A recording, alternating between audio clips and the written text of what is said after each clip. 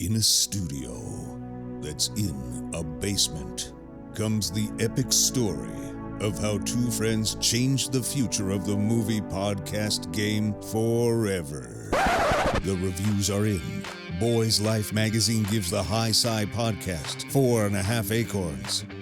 The Daily Bugle says, these guys are super legit. And Pope Francis declares the podcast as life-affirming. From the kid who tried to get smart with David Spade and got fucking old. You're still out. You're still bad. And the guy who can name all four Baldwin brothers. Alec, William, Daniel, and the baby boy, Stephen. Live from the studio of his parents' basement. The Have You Seen It podcast. Welcome back to the Have You Seen It podcast. And we are here today. It almost feels too good to be true. Yeah. Cash. Almost. It's a long time coming. A long it's time. It's a long time. I think since we started the podcast, we've been talking about this for close to 2 years now. As soon as this was released, this was probably like a movie news, like before our 100th episode that this came out. Oh, yeah. This information. So we've been sitting on this for almost 2 years. I cannot wait. I cannot wait to discuss this film, the controversy behind it. The people either love it or hate it. Yes. Like this is going to be a lot of fun. Probably this is a the podcast we've been looking forward to. For some reason, probably the most controversial movie of the year. And out of all of them, I would not have thought this one would have been so controversial. I think Jojo Rabbit might be less controversial. That's a movie about Hitler. Yeah. Yeah. But, is there a reason that you're wearing all, like you just went to Spencer's and you're wearing an all Spencer's outfit? What? I am. You know what's funny is I got this shirt from Spencer's, so I don't doubt it. I know, yeah. But, what are we reviewing today? We are reviewing the Joaquin Phoenix starring Joker film. Absolutely. Directed by Todd Phillips, someone that we know. Directed it personally, friend of the podcast. Of course, he's a big friend of the podcast, but has directed some of my favorite comedies. Yes, Road Trip. He's done The Hangovers, Old School, which is just it's got to be top 10. Old School. Oh, definitely. So it's funny. You're my boy, Blue. We're going to KFC after this. We're streaking the quad. Yeah, it's amazing, but he's stepping out of his comfort zone. Not doing a comedy. No. Stepping out doing Joker. And, like we said, we've just waited. And I think even before they announced it, I think we were probably talking about, at least for me, I've always thought a Joker standalone film is not the best thing in the world. Yes, it is literally the best thing. The world's scariest villain. Don't you want, and especially when you have Joaquin. Yeah. You can't ask for, anyone better. But what did you think about this, Mason? What did you for one, I see you don't have any bullet wounds. I don't. Fresh out of the theater, though I did wear my bulletproof vest. You must have been wearing that Kevlar. I did. I wear the Kevlar. I kept my loved ones protected. You have to these days. But dude, there were some horror stories about people freaking out at movie theaters across the United States and scaring people. I wanted to bring that up. Intentionally. Yeah. Well, I mean, it's kind of funny. It's kind of funny because of how just crazy the world is we live in. Yes. Where you can't even, you can't even go and enjoy a movie without being scared you're going to lose your life. Yeah, it's crazy. Yeah. And people are just taking advantage of that, of course. Yeah. People always are. But, I heard about the guy that was laughing a lot during every murder scene. Yes. People ran out screaming. Mm-hmm. Screaming. Well, there are other people who are like cheering for the Joker and stuff like that, like in a very, very like creepy way. There's just a lot of shit that went down in the theaters this week. But. To be fair, I wanted to cheer for him at some points too. He was making big strides in his mental health and gaining his own personality. And that's the thing with this film, man, is like you do sympathize with this character at parts, and then you realize also like how terrible he is too, and the way that he processes things, and he turns it towards evil. But there are moments where you do sympathize with this character. I mean, people are always just shitty and terrible to this guy. Oh yeah, I mean he wasn't born the Joker. No, he wasn't. He didn't come out of his mother's womb with face painted as a clown, hysterically laughing. He was made. I mean, no one is born a villain. Of course, they're made to become villains, and that's what this does such a great job. Is because the Joker always says everyone is just one bad day away from being him, which really that's not true in his case. It was his entire life that built him to become this. He was a life of bad days. Yes. That made him into what he became. And it is just fucking tragic, his life. She's fucking... Told you it was back. Yep. I think you got it again. I did. 2 for 2 on the day. Well, she's a little dazed now. A little dazed confused there. That was a good shot. We got a fly pestering around this studio today. We do. I just smacked it. Someone doesn't want us doing this podcast. No. Probably the Army. Yeah, that's my guess. U.S. military. They'll be tweeting. They'll be tweeting about us. This might cause some who knows what. But yeah, like you said, it's a tragic story. It's definitely sad, and it's a comedy in like the old way you would say like the Divine Comedy. Mm-hmm. It's funny just because of how tragic it is. Yeah. It is like a Shakespeare play or something where it's just it's depressing all the way through. And I'm going to bring up Martin Scorsese. And I know this is not a movie review podcast, but obviously he came out and said that superhero films are not cinematic, right? They're not cinema, basically. Yeah. He didn't say villain films weren't. Yes, and that's the thing. He protected his ass on that one. And this is what I want to say on that, too, because it's ironic that he says that because he was originally tied to this film, and he was going to be a producer of this film back in 2017. Well, we have to talk about, right, this movie looks like a Scorsese film. I mean, it is almost... Well, it pulls from Taxi Driver. It is almost that's the main thing that it pulls from, it's Taxi Driver if fucking Travis Bickle became the Joker at the very end of Taxi Driver. Yes. It is so... I mean, and that's intentional. 100%. Absolutely. I mean, they have shots in this Joker film, this Todd Phillips Joker film, that are the exact same shots of Taxi Driver. Absolutely, yeah, and it's meant to be shot like you should be able, like it should be like you can go back to 1978 and see this in a film in a theater. It's shot that way where it's supposed to have that gritty 70s look. But yeah, I mean, it's just heavily influenced by Scorsese, not just Taxi Driver, but a ton of different Scorsese, King Comedy and stuff. But yeah, with having Robert De Niro in it and fucking everything. And I might be the first I have not seen this anywhere, but I caught an Easter egg the second viewing. What's that? So the movie opens up, right? Mm-hmm. And it's him painting on the makeup right at the start. He's working at the Chuckle Hut or wherever, the clown agency or whatever they only do. It's only in the early 80s could you do couldn't something get away like with that in the 90s or 2000s. That union was gone. That was obsolete. He's putting and remember in the background it's the TV's playing and they're talking about the trash and how they're on strike. And then the garbage men and whatnot. Yeah. But one of the people they interview is 100% Martin Scorsese. Talking about the trash. It's like a 5-second clip, but it's 100% him. No way. Yeah, really? I haven't seen anyone talk about it yet. Yeah, so that might be groundbreaking on this podcast. You might have been the first one to actually discover that. But because it's 4 seconds but it's either him or it's a guy doing an impression of him, but I think it's 100%. But like you said, he was supposed to be a executive producer on this, but he couldn't get the time. And then the person who produces all of his films was also heavily involved in it also. So it's like you said, it's got Scorsese's fingers all over it. Definitely. For sure. It seemed like when you watch it, you would think he was on set every day kind of directing it. And that's that's a good thing for Todd Phillips. Yeah. That just shows, I think, how well he did because this film, if anything, it's beautiful. Yeah. You know, it might not be for everyone, but I don't think you can disagree that the cinematography is not amazing. Well, and the score too. We got to talk about the score. The score and the soundtrack. I've been listening to the soundtrack all goddamn day. It's got some amazing fucking songs in it. And do we dare bring up the other controversy surrounding this film with Gary Glitter and his song? Yeah, and they could being not played. And they could not have picked. I mean, this film was already going to have so much controversy with it, and then they go ahead and have a convicted pedophile at maybe the climax of the film.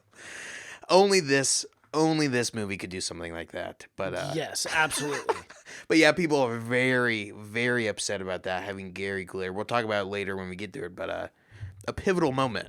A pivotal moment in the film, and they play Gary Glitter's what is that song called? Dun-na, Rock and Roll Part 2. And you brought up a good point. It's played at every fucking high school in the world. It's an anthem song. It baffles me that is allowed to be played at high schools. It's baffled me that no one has brought that up because I've read because when that came out, when the movie came out, everyone was like, "That's Gary Glitter."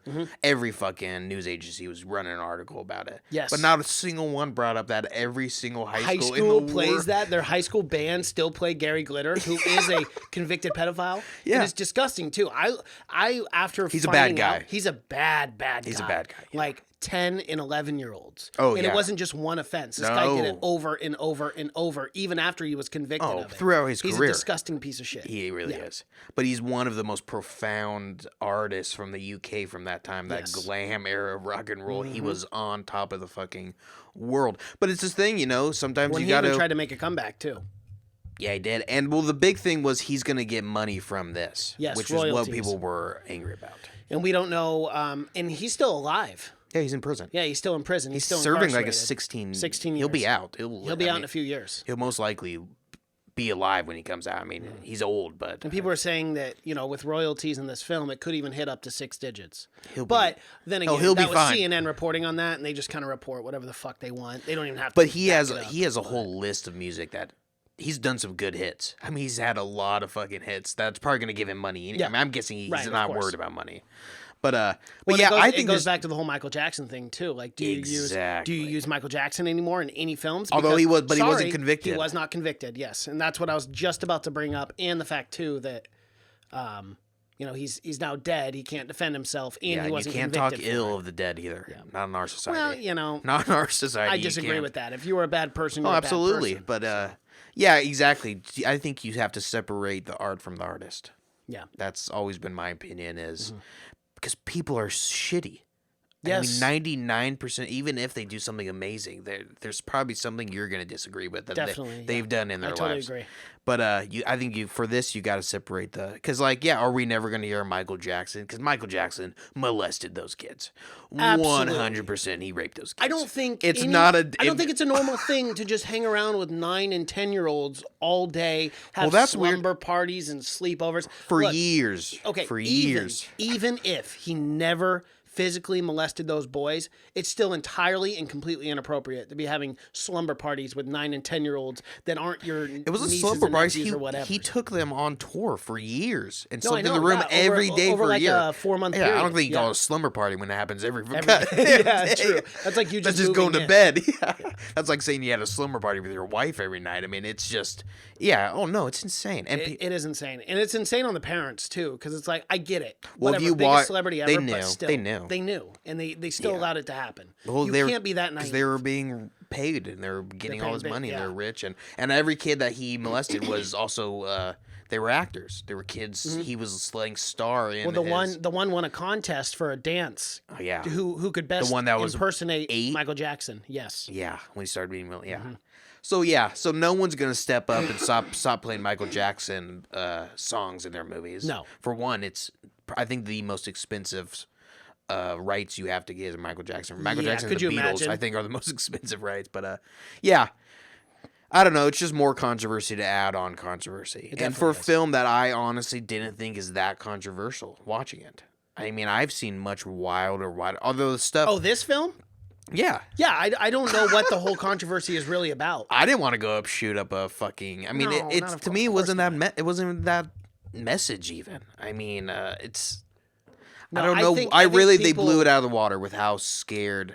Just because, I mean, it's because of the what's his name? I don't even know his name. Arthur Fleck?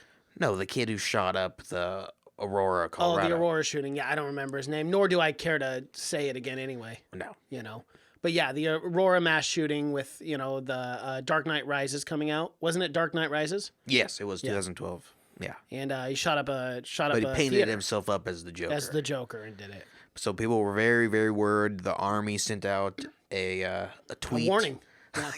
Well, in there, you were telling me, I went on a Sunday night at 10 p.m., so there was no police presence there. But there was police presence at every theater during opening weekend for it. And at your theater, too, right? The one that you went to? Absolutely, yeah. Everyone, yeah. That's what everyone was saying. That's what everyone was doing. But I'm around the United States. That's what no shootings. Which I'm obviously very happy about that. Very surprised, honestly, because we have a shooting damn near every week. Why would this week be any different? But thank God, man. Yeah. Thank God, because I mean, I don't know. These movies are barely getting made in the first place already. Right. People already have problems making them. They get so much hate coming out and everything. So that would have really, I mean, that would have hurt people and everything. But that would have been tragic for sure. But it didn't happen. No, they didn't need to wear your bulletproof vest. No. Although the second showing, my theater was a little more packed. So I was a little more worried for sure. My first when theater, you start seeing more people in your theater, you're like, could half you guys just go somewhere else so it's not as or like group up or something, so I could be like corner myself farthest away from where like. But yeah, so but nothing happened. Nope. And I didn't have anyone crazy in my theater either, screaming or laughing or anything. That's good. They laughed at appropriate times, but seeing with more people, I could feel how uncomfortable Arthur Fleck was making him at times. Because at times he made you feel fucking uncomfortable. Definitely. We get it right at the start. It doesn't take long for us because we get the Joker paint right at the fucking get-go. We didn't have to wait till the end or anything. Right. We got it right away. I mean, the opening scene where it just pans in there. Yeah. We got to talk about Joaquin. Before we jump into this, we got to talk about just Joaquin and his preparation for this role. Yeah. He lost 52 pounds. He looks horrible in it. Awful. Man, he looks bad. And it's in the opening scene too, where he's like fixing his thing and he's shirtless. Yeah. And you just if those shoulder blades don't win the fucking Oscars, I don't know what will. I mean, that was some Christian Bale level of losing weight. Yeah, well, not quite yet. They had to stop Christian Bale. Yeah. Christian Bale got down to 100 and some pounds. He was skin and bone, and no one asked him either. He just kept doing it. Yeah. I think they definitely asked Joaquin for this. They did, and he said that his weight loss became an obsession, where he would obsess about 0.3 pounds. He said it almost became unhealthy for him because he wanted to get I know, but he wanted to get to that 52-pound mark of losing weight because that was his projected goal where they wanted him. Yeah. So even a 0.3, so if he was 51.7, he was still freaking out that he had to hit 52. He's a heavier guy who walks around heavier too. Yeah, you can see all the interviews now. Yeah, he's right back up to weight. And I saw in an interview he's saying after you're done with filming, he's you'll eat anything. He's anything they put in front of me, I'd eat it. He's I would just stacked on the weight. And you know what? He said now he's starting to he has to stop eating everything now. He's starting to struggle with it. But. And you know what sucks too is if you've ever been on a set or anything, you know that they have catering trucks. Craft services. Craft services is awesome, but that's what everyone says. Awesome. That's what everyone says. And they have everything. You do it for the craft. Oh, yeah. I know, man. I know. But also, you have lunch and dinner on sets and breakfast too, and it's a buffet style. I know. What's you can he eat doing? as much as you want. What's he doing during that? That was my point. He's gonna go sit in his trailer. Everyone else is just chowing down on me. So I mean, imagine the misery of being the star of the film, of being on set 12 to 14 hours a day. Watching everyone eat, not being able to eat or anything. I mean, he had to have been miserable this whole shoot. Yeah. He had to have been. And the fact Todd Phillips, they could not do any reshoots on this film. It was a one and done. So Todd was actually writing the script too during production because they could not do any reshoots because Joaquin had lost so much weight. Oh yeah, there was a lot of scenes where and I'm guessing because also the budget was so small. They didn't want to do a lot of reshoots either. We got to talk about the budget and how much it made too, because the budget was. Let's keep talking about Joaquin for a second. Okay, yeah. But he's and we have to talk about the laugh he was able to accomplish. And this is some just grade A research. And not a lot of people have talked about it a lot, but he had to create 2 separate laughs for this. His laugh where he thinks he's supposed to be laughing at everything, that really fake laugh that created all those memes. Yeah. And then the laugh, his chronic laugh that he can't prevent. It's 2 separate. The one that he's choking on most of the time. And once we learn right at the start that he has that laugh that he can't, it just makes everything so uncomfortable when he starts doing it. Because he's choking to get it out. And you can tell that that laugh, he is trying to stop. Yeah. And it happens.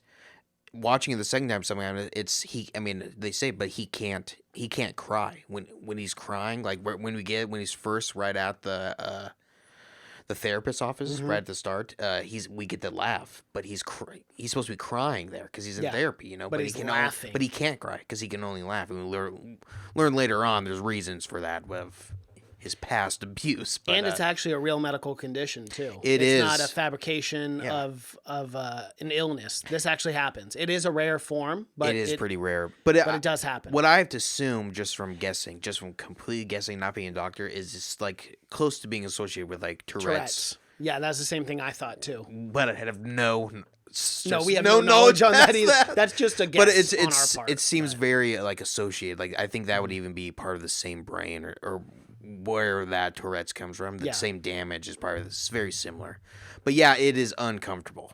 And you don't realize just a man laughing at inappropriate times makes everyone uncomfortable, even people in your theater. Yeah. When you're laughing. But yeah, he killed it. The laugh, and he said the laugh was the hardest thing for him to do. Yeah, he said that was what took him the most time to really embody Arthur Fleck. Which, of course, that's got to be, for anyone taking on the Joker, it's the laugh, right? It has to be. You got to nail the laugh. And just when we thought there was no other interpretation of a laugh that someone could do, Joaquin comes out and this is one of my favorite laughs, Joker-wise. I really do love this. I was not a huge fan of Jared Leto's laugh. No one was. Yeah, not a fan of that at all. He sounded like a wound up doll or something. Yeah, he's a great actor, but just did not like that at all. But this whole performance, man, if he does not get a nod for an Oscar nomination, he'll get nominated. He has to. He has to. I just don't. I don't see what else this year that's came out where they. But here's the thing: it's a superhero movie or whatever, supervillain movie, whatever, an origin story. Do you really think they're going to nominate a DC film? Barely count this as a superhero film. Barely. No, it's just a drama. It's not even a... If he didn't end up putting the clown makeup on, this is just a story, just a normal movie, not a more normal, like real life, but a normal movie story, just a guy that had mental illness, and then broke, eventually goes off the rails. That's something I love that Todd Phillips, there's rarely an Easter egg that tells you this is a Batman film. There's so many different times that they could have done, like, one of the detectives was a young Detective Gordon, or one of the nurses was a young Harley Quinn. They could have done that stuff. But I'd rather not see it at all than have it shoved in my face. Right. And when they did show it, like they showed when Joaquin was walking to the hospital, it says Arkham Hospital, right? Yeah. But it wasn't in your face. It just looked like any other hospital. And it wasn't Arkham Asylum. They changed the name. It was Arkham State Hospital. Yeah. Which is something. It's still Arkham, but it's something. Yeah, you changed because no one's really going to a place that has asylum in the name. No, it's a place you lock away people. No one's going there to get healthy. It's just not happening. No, asylum is where you go to die. But yeah, they changed that. But yeah, it was small stuff like that, and it just being Gotham. But besides that, they're barely anything. I kept looking for names I was gonna like other patients or of other villains. I found nothing. No, deeply appreciated that it wasn't thrown in your face every 5 minutes. Remember, this is a DC movie. Yeah. Remember we got to build more around this and whatnot. It was not, and that's what I loved about it. Also, was it felt like a one and done, and it didn't. They weren't worried about building a world or anything around it or anything like that. It was just, it was a great. I would love, of course, to see Joaquin Phoenix in a sequel. Absolutely, something maybe. As a Joker, but just a completely different kind of story. Yeah. But I'm still 100% satisfied that we got this. I gotta be honest with you. I would just after seeing this film, I'd like to see just the continuation of this story because I left the theater wanting more after this movie. You really want to know where he takes it after this. After this, I really did, and that's a brilliant way to end a story because if you want more, then that tells you it was good. And we got to talk about the third act in this film is arguably maybe my favorite third act of anything I've seen this far. It just because the third act it's always slow. It always kind of lags down, and it was a snowball effect. It just goes up and up, and it's just so energizing. It's just so exciting. That last 30 minutes of him being on the talk show, and then him in the crowd, and then even the very end of him in the hospital. Yeah, it was just one of the best third acts. It had me pumped. Where my biggest complaint of the film was, I thought it was a little bit slow at the start. That was my biggest thing. But it was kind of necessary because it does start off really slow. I think purposely though, because it starts slow, and then inches its way kind of towards. And it's kind of that for me, I didn't mind that at all because going into this, we all know, and it's safe to say, majority of the public knows who the Joker is, right?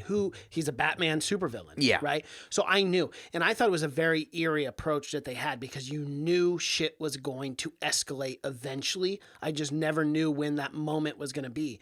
But they started the first half an hour of the film, and then they started inching their way more and more. But I think the first half an hour of the film was extremely necessary because we had to get a sense of who this guy was. I thought they told that throughout it. You know, the relationship with his mom, being this guy who everyone lies about him. You know, like with the weapon and stuff like that, just lies, and he's treated like shit. He gets beat up almost every other day, whether it be on the subway, in an alleyway. Oh yeah, he's a no one. It's a miserable life. You know, and that's where I do agree it was slow the first half an hour. But I did not mind that because the payoff in the end was worth it for me, and I really got a better sense of who Arthur Fleck was during that part. Well, yeah, I mean that's why I won't get. I mean, we won't get into it now, but that's why I won't give it a horrible rating, was because the payoff was so good. I mean, some films can do that where it can be a little slow, but the payoff's got to be really, really fucking good to keep you into. But yeah, But you know what? You know what just kept my attention this entire movie from the opening shot until the very end was Joaquin Phoenix.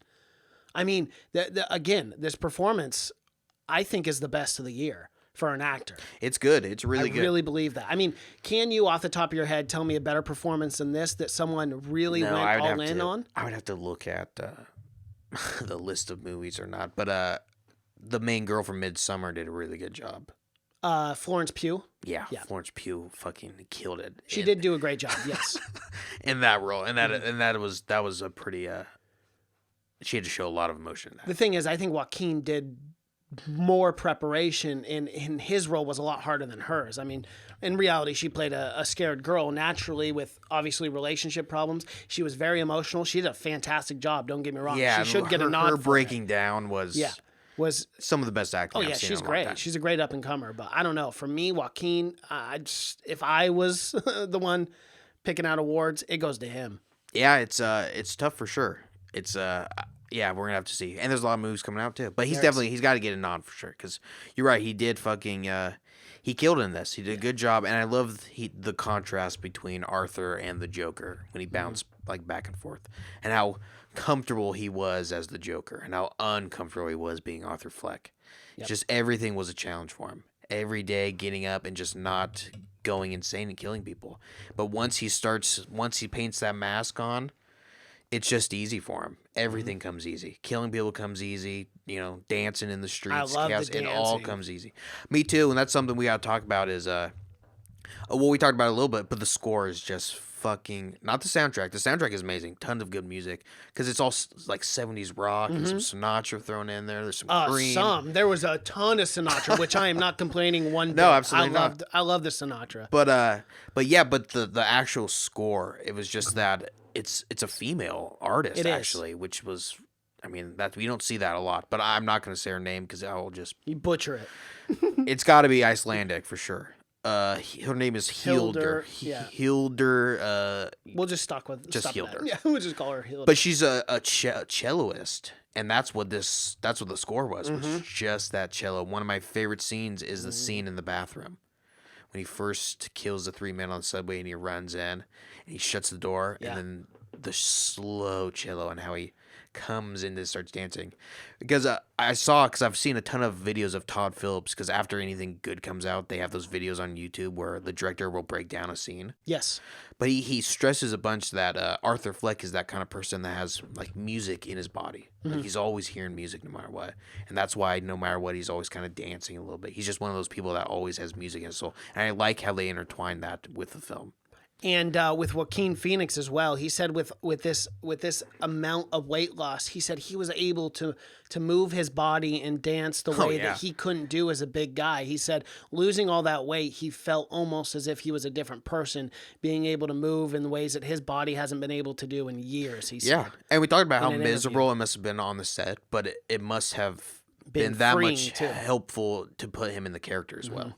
Because Arthur Fleck is miserable. It's miserable. So, yeah, if you're hungry all the time, and I think as a person, agitated. Which he would, Joaquin Phoenix wouldn't call himself a method actor. Yeah, I mean, I've seen interviews with him, and he says he's just he can bounce in and out of being a real person. But he says for these things, because I still think he is somewhat a method actor. Because I think when he's on set, he's in that character. Yes, and I think if you play the Joker, it's hard not to do a little method. You have to go to a dark place to play this. But that was the big thing is they're like everyone that interviewed him when he's doing the press release was like, was it tense on set? Was it scary? And Todd Phillips and him both said it was awesome. He said they're laughing. He said they had a great time, and he said that's what he loved about filming the Joker so much was how fun it was to be that character. It was at times, though. It was on set at times, from other reports too, stressful, and it was kind of funny because there were moments where Joaquin Phoenix would walk off set randomly in the middle of a shoot, just walk off and go take a breather. And Todd Phillips said that a lot of the times the other actors thought it was them. And he goes, it was never the case. He goes, Joaquin was never worried about anyone else's performance. He said there were times where he would be tired or whatever and not just feeling the scene and needed to take a step out and just take a breather. That would be suck if you're do think that though, like if you're a low totem person and you have like two. Oh scenes yeah, with you're the like, guy, did I just the guy just walks out without saying anything? That's what I'd be thinking, bro. I get so nervous, like working, especially when someone is so entranced in a role like this. You don't want to do anything to upset them because, especially when it's a DC film, and that probably that's probably the hardest part about being a director is like especially with a film like this is making it feel small, like not making it feel like it's a huge big studio and not having a million different fucking people in your. Because I heard a lot of the time it would just be Joaquin and Todd Phillips on set. Like they would go to set by themselves and they'd get like a cameraman or something, but it'd be just them on a set. That bathroom scene. That bathroom scene when he goes and kills the guys and goes into the set, it wasn't supposed to be him dancing at all. The scene in the script, Todd Phillips originally said he was going to go in there frantically kind of wash off the paint and the blood and everything. But they said when they went on set and they saw the dingy, nasty bathroom, he said it just didn't feel like something the Joker would do. He said that Joaquin had the idea. He's like, because as he said, when Joaquin walked on a set, he immediately started dancing. He did the slow motion dance because they're trying to think about something better that the Joker would do. And they said as soon as they did it, because something weird, another thing is the score was made actually before the film started shooting, which is something they never do. No. So apparently Todd Phillips sent the screenplay to the person doing the score, Hilder or whatever, and she sent it before they started shooting so they could play the music on set. And they said playing the music on set had made those good ideas of him dancing and whatnot. That just came. So I think that's a good idea, having the music before. And it's a great idea because it makes so much more sense how in tune he was. Yeah, exactly. With it just feels perfect for it. Yeah, because that dance is perfect for the music. And it's very, very creepy. Like it's like, yeah, it is. It's almost as if like he's not even really there. Yeah, he's just so like in the moment. And like to dance like that. Well, that scene is his breakthrough. I mean, that scene is his the emerging into something new. Is being himself for once. It's before that he was always someone else, but when he's Joker, he's himself. Because that's not. I mean, a theory he says that his entire life he thought he was invisible, and only till recently when he started shooting fucking people did people start realizing he existed.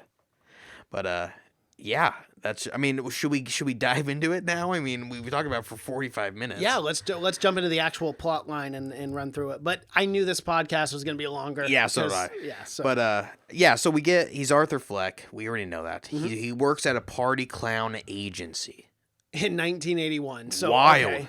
In Gotham. In Gotham City. Gotham's going through this it feels like Taxi Driver. Yep. Because whenever in a Scorsese film, New York it's dingy. It's like an urban playground. It's just not a good and that's place. exactly it. There's trash everywhere and they're dealing with super rats. Because we get that multiple times throughout, on the TV and that was a real stuff. thing that happened in New York. Many times. There's so many rats in New York City. Oh my God, it's gross. The workers would go on strike and garbage just piles up. You never realize how much power the garbage men have. All the power. You could say they're running the world. Yeah. They stop working, the world shuts down. It really does. People get sick because they were talking about in the Joker, people were like, oh, it's fine now, but just wait till they start getting typhoid and people start dying because of this. But yeah, and we tell that immediately Arthur Fleck fucking hates the city. Like, if he just moved out to the forest or something, he'd be a much happier man. Would have never had this problem. But he can't get out of it, because that's what Gotham does. It wraps its hands around you, and you just can't escape. So, times are tense. Times are very tense because there's a giant unemployment rate in Gotham City. And you can definitely tell immediately just from hearing the TV while he's doing the makeup that there is a divide. Yep. In And Gotham City. I like that use of establishing plot, that background TV, and kind of getting us up to date about what's the city going on, whatnot. And I love that they don't throw it in your face. It's just kind of in the backdrop. So all you have to do is just listen and watch, and you get the context right away of where we're at. And that first opening scene, it slowly plans in, and something that I thought immediately first time I saw it was this film made me feel very claustrophobic at times. Mm-hmm. And I think on purpose. I think the way the camera will zoom in on one spot at times, and even that bathroom scene and everything. Yes, it makes you feel like the walls are closing in. Very small as well. But yeah, exactly. And that scene when he's talking to his therapist too, when we look around, she's obviously severely overworked, but just how small the cramped area is, it made me feel claustrophobic. But yeah, we get, and he's Arthur. He's working. He's doing he's a sign spinner, but he's in clown, and a bunch of kids fucking jump him. They jump him, yeah. Take his sign, beat the shit out of him, and that's the first sense that we get was how weak Arthur is. Because even the kids are like, he's not going to do shit. No. They're yelling that. And they're kicking him. And they're like, well, let's rob him. He's weak. He's weak. They keep saying that. But yeah, they beat the shit out of him. And then, of course, he gets in trouble for it. Yeah, and that scene was crazy. That scene with the fucking boss talking about how he has to get the sign back. Well, because and we get that music. We get the slow chill and him just going and zooming in on his face and him going, why would I keep a sign? Yeah, he goes, it doesn't make any sense. And it's him just slowly, we can tell, just snapping. Mm-hmm. But yeah, they blame him for the sign. And again, I love those moments, and I'm just going to keep going back to it. I love those moments because you see, as you said, we see him slowly start to snap, but you see the evil in his eyes, but it's not all the time. But in those moments, you kind of see the wheels turning in his head, that things are just not. It's everyone right in pushing. His brain. It's you get the sense that of just one nice person, just one person reached out. One person just said one good thing to him. Because we get his friend, Arthur's coworker Randall. Mm-hmm. We get that almost they were friends. Like they were almost like Randall kind of took care of him because Randall gives him a gun eventually. He does. He says you got to protect yourself. And Arthur doesn't want the gun because Arthur is he's done time in Arkham, so you're not allowed to have a gun, obviously. No, even 1981 Gotham, they have at least those rules. Yeah. So Arthur says to Randall, "I can't have this gun. We're gonna get." So, but it shows that even Randall reaching out was nice. I mean, that even brought him up a little bit. Yeah. And then we get Arthur going to his therapist or his social worker that he's assigned to, and we immediately she's obviously overworked. It's fucking 1980s. And the city is constantly cutting funds for all the social work, for all the regular people. Well, not quite yet. The first meeting was him laughing to begin. Yeah, she doesn't say that, but to me it was obvious that was happening. Oh, way how much work and how many files it was. To me it was obvious, and it just being in the 80s, that was huge cuts for any social programs. Mm-hmm. I mean that was the time. But yeah, we get the sense that she's really overworked. Definitely. I mean, for sure. And she's not even listening in the first time either. And that's how you know she's preoccupied with other things. Well, yeah, 'cause she has 800 other fucking cases. Mm-hmm. And yeah, we immediately get that she is just going through the motions with Arthur. And we get to laugh for the first time. And he laughs and he's choking on it kindly, and she's just sitting there because obviously she knows what's going on. Mm-hmm. She's been through this so many times. That's probably the one thing she remembers about Arthur. He's got this fucking crazy asshole likes to laugh tick. Yeah. But yeah, and she basically he just says that he wants the doctors to up his medication. Mm-hmm. Because he says, I just don't want to feel so bad anymore. And he's already on 7 medications. 7. And she does it. She says, all right, let's keep this baby going. And he goes and he fills up the medication. And then the first sense that I got of how hard it is being Arthur is him walking up those stairs every day. Uh-huh. Those stairs just seem endless. They do. They just going, and it seems like just the biggest struggle for him to get up those stairs. But then at the very last scene, we get him dancing down those stairs. Like it's just a fucking breeze. I like that a lot. Mm-hmm. But yeah, he has to go and he lives in a shitty apartment with his mom, whose mom doesn't have anything wrong with her. I kept thinking she's sick or something. No, she's nothing wrong with her. Well, that we know yet. No, yeah, and the fact that she's, I thought it was very strange too that he was giving his mom a bath. I was like, she can do that herself. She's more than capable. She's walking around and stuff. I know she's not. Again, she was on sick. no medications. No. She was on nothing. Even for a lady of her age to be on not any medications, she's doing pretty damn good. Yeah, I'd say so. But yeah, and we see that he's obviously a big mama's boy. Mm-hmm. He takes care of her. He bathes her, and they watch Murray Franklin live every night, and that's when we haven't even talked about him yet. But Robert De Niro, yeah. Playing. This seems like the most fun Robert De Niro has had in a long time for me. Mm-hmm. He just seemed like he was loving it up there. Yo, for sure. He was having a great fucking time. You gotta say this was a nod to Taxi Driver. Oh, absolutely. I mean, having him in it. I mean, that. Come on, what's more on the nose than that? Honestly, but he's not playing that crazy character this time. He's passed down that role. Yeah, he's just a late night host. And now he's playing that. He's kind of playing the role that would of the politician in Taxi Driver. Yes. That he becomes. Oh, what's the name? I remember. Yes. It's fucking. It's the same. Palatine, right? It's the same name as the Star Wars. Yeah, It's Palpatine. It's Palpatine. It's Palpatine. It's almost the exact same. Yeah, it's Palatine or something like that. Very close. It's very close. But yeah, that's what he's like. He almost took on that role in this. But yeah, and we get Arthur's first kind of delusion of him being on the show and having Murray Franklin be super nice because, well, we see it initially. He's in the audience. Yes. And I thought, because we see. Well, at first I thought maybe it was just him at a show. Fun of him. Yeah, I thought it was him at a show. Yeah, because he's like, "We love you, Murray." He's like, "Hey, who said that?" And I go, turn the cameras around. And then it gets just way too good. And like, what's your story? What's your story, guy? He's like, well, I love him. And then they all start cheering for him. It's an obvious delusion once you figure it out that everything, but it's a very in-depth fantasy, very detailed. That's what should be raising red flags immediately, and the fact that that's kind of what he does. Palatine. Yeah, Palatine. That's so close to it is. Palpatine. It is. Might as well be that. But he just has these grand delusions. Yes. Which, as you said, should be a red flag. It should be a red flag because, again, delusions aren't a bad thing. It's once you start acting on delusions that are bad. But yeah, once you start having more and more detailed delusions, though, it starts blurring the lines. But yeah, essentially in his vision or in his fantasy, Murray Franklin says, "Oh, I wish I had a son like you. I'd give this all up." Yeah. And we see that he always has dad problems also because there's no father. There's no father in the picture. Yeah. But we got to mention that right when he goes up to every time he goes to his apartment, he checks the mail for his mom because his mom is constantly sending letters out to Thomas Wayne. But he doesn't know that at this time. Well, he knows she's sending letters out to Thomas Wayne. Well, right, but he doesn't know why.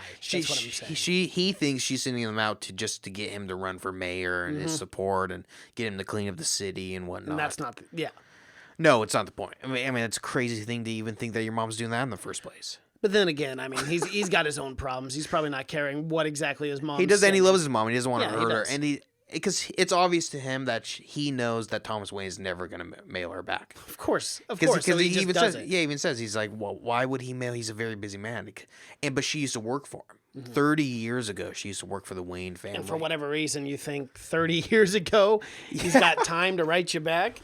What do you want, a handwritten letter? And this is maybe my favorite thing is what they did about this in this movie is how they viewed Thomas Wayne. You know, in every other Batman incarnation, he's like a hero. He's a good guy. He's a good guy. He's just this, but it makes so much more sense that he would be this rich kind of misogynist asshole. And you get the perspective of the lower class, their perspective on Thomas Wayne. And I think Thomas Wayne is viewed as that really good guy because in every other Batman, you're viewing him from Batman's perspective. Yes. So no one's going to tell him that Batman's dead father was an asshole because he's only going to be surrounded by people that are telling him how nice he was. When really we get this, and it's funny because in this he calls all masked people clowns. Calls people that are masked weak. Yes. People that hide behind a mask that are weak. It's pretty funny that his son would go on to become a masked vigilante. Yeah. But yeah, I really like how they made Thomas Wayne just because it does. I mean, because the Waynes, they come from old money. Why would this Wayne be any nicer than any of the other ones? Mm-hmm. It makes sense for someone like Bruce Wayne who had to go through a tragedy to him. But yeah, Thomas Wayne is an asshole in this. Absolutely. He's one of those guys that if you're not as successful as him, you're a loser. He calls people that, he calls them like lazy. That was like the big thing is. But yeah, but while entertaining at a children's hospital, Arthur's gun falls out of his pocket. Brutal. And if it hits the ground, he goes, everyone just kind of stops. And he's like, oh, and he goes and picks it up. That scene was hilarious. Oh, yeah. Dude. That was before the scene, though, of his boss calling him in and talking to him about the sign and everything. Mm-hmm. That's when, yeah. And then we got the scene when he has the gun in his apartment. He's dancing with it. That's when it made people uncomfortable in my theater. It gave me like a Buffalo Bill kind of vibes. He's dancing with the skin on and everything. It was fucking creepy. And then he shoots the gun off. He shoots the gun accidentally, and then he blames it on the TV. Which, I mean, is smart, quick thinking on Arthur's part. Just blare the TV and oh, sorry, Mom, watching a war film. That's true.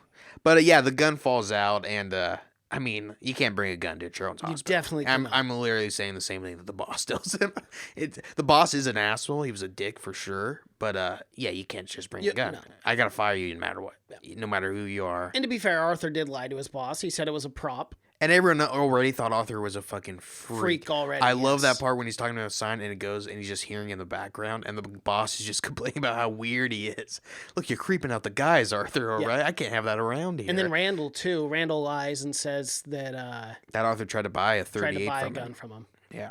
When, in fact, he gave Arthur the gun. And again, it's these things stacking up. Like, Randall, the one guy that was kind of nice to him, besides the dwarf. That was nice to him. Ends up turning his back on him. Turns it back on him almost immediately. Yeah, and so that's not good. And Arthur fucking loves this clown job. Oh, he loves it. This is his life. I think this is the only thing that makes him, quote unquote, oh, yeah. happy. And you can tell even watching the film that he's comfortable. That's the only time he's kind of comfortable is doing clown. Because his mom, and he keeps bringing it up, told him his entire life that he was meant to bring joy and laughter into a dark world. His mom told him that his entire life. Yes. But yeah, so they fire him, and he gets on the subway home. And what a subway ride this is. Oh, man. One of the better ones. Originally, he's sitting there. He's very depressed. He's sad. He's in full clown makeup. Which is just freaky if you're on the subway. Yeah. And it's these three drunken guys in suits and this one girl sitting there. And they're harassing this girl. The guy's got fries. He's like, they're Wall Street guys. They're Wall Street assholes. Total frat. Total frat. Yeah. It's it's beginning of the 80s, too. Again. Yeah, so, the heyday of all that of Wall Street and big old suits. Yeah. And they're harassing this woman. They're throwing fries at her and stuff. Be like, what? You're not being nice? Yeah. Eventually, she gets up and leaves. And Arthur Fleck starts laughing. The uncontrollable laugh. The disorder laugh. Yeah. And they don't take too kindly to that, Cash. No, they don't. No. They start singing Bring in the Clowns, another Sinatra song. And, and they start beating the shit out of him because he keeps laughing. They want to know what's so funny. But the scene is really well done. It is, because it goes dark and then light. It does, they're going through like little tunnels and stuff. And you forget he has the gun. You totally forget that he even's carrying a gun. I gotta be honest, I did not forget, but you do. I do until you realize. Yeah. That's not in your mind. I mean, in my mind, it wasn't. Oh, he's gonna shoot these three guys. Not yet. I wasn't prepared for it because they didn't show any. They didn't give that away at all in the trailer or anything. No, they didn't. No. But yeah, they start beating him up, and because they're asking him what's so funny, and they take his clown stuff off, and again he's choking the laughter he can't get because he's like trying to get it down But and he shoots two of them. And I love the first shot. Because it's we don't see... sudden. It's quick. It's sudden. It's almost so sudden where you don't know if that was Arthur Fleck shooting him or someone else until you realize Arthur Fleck's got the gun. Yeah, well, because it happens off screen. Yes. I like that a lot, too. It didn't show him at all. But, man, it comes out of nowhere. Mm-hmm. Like, you don't get any sense of, like, him holding the gun and be, like looking at it. And he just fucking does it. Yep. Because he's had enough. Yeah. he's had a bad day. He's had a real fucking bad day. But, just lost his job. Now he's getting jumped again, twice in 2 days. Not a good run. No, sure. not a good at all. But yeah, he shoots these two guys dead. Shoots one of them in the leg. It's a good kind of horror moment, even where Arthur, because you can tell Arthur's freaking out as well. You know, he's never killed anyone. No, that we know of.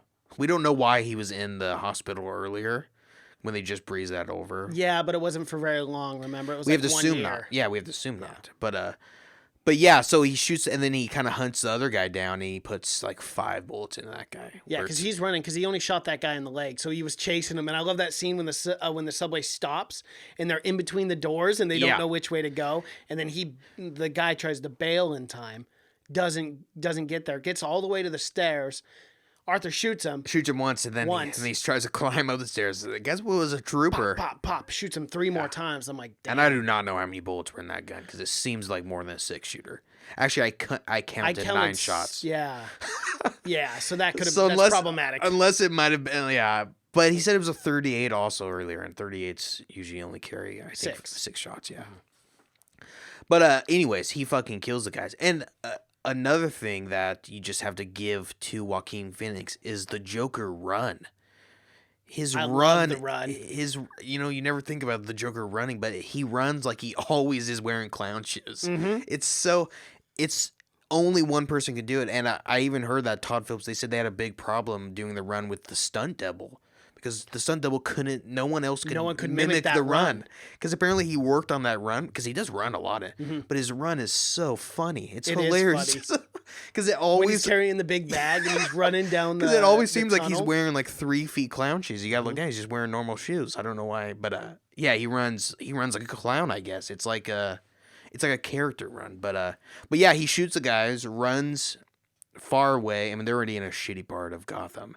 And he runs in this abandoned, disgusting bathroom. Yes. And that's the scene that we kind of talked about. He shuts the doors. Shuts the door and breathes a little bit, kind of figures out. And then we get that slow, cello music. Yeah. And then he does a dance. And it's probably my favorite scene. But it's one of those scenes that make you feel claustrophobic again. Because it's just the bathroom is small, but the camera work sinking in, closing in. It's frightening. It is. But it's a great fucking scene. And it's the scene where the Joker is born. I mean, he was born right there on that fucking subway. And this is another thing I had a problem was, it was just lucky that those guys just happened to be Wall Street guys.